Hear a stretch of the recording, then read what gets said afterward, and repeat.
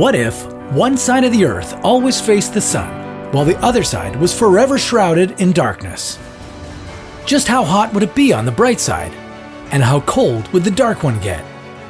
What part of the planet would still be able to sustain life? And will this be the eventual fate of the Earth? This is What If, and here's what would happen if the Earth was tidally locked to the sun.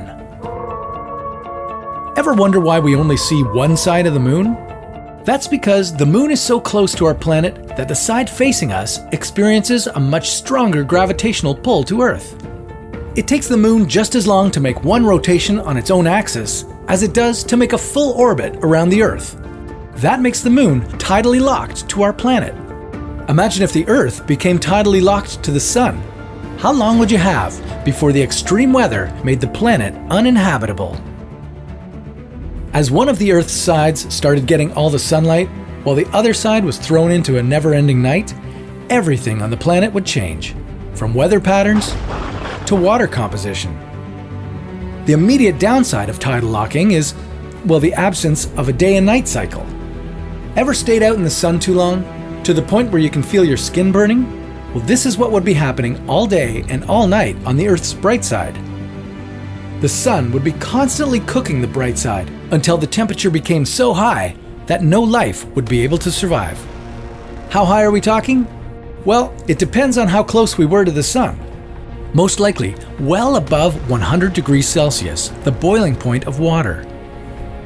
Such intense heat would vaporize the water on the hottest spots of the planet. Meanwhile, the dark side of the Earth would experience temperatures well below 0 degrees Celsius, turning all of its water into ice. Even if the atmosphere didn't freeze completely on that frosty side, the cold air would sink low, increasing atmospheric pressure. Because the atmosphere on the other side would be continuously exposed to light, it would heat up and expand, causing atmospheric pressure to drop. Significant differences in atmospheric pressure would lead to hellish storms all over the planet.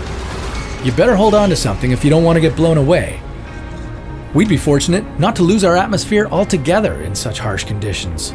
Without it, we'd be long gone, because our atmosphere is one thing that could keep the planet livable by distributing the heat across the Earth.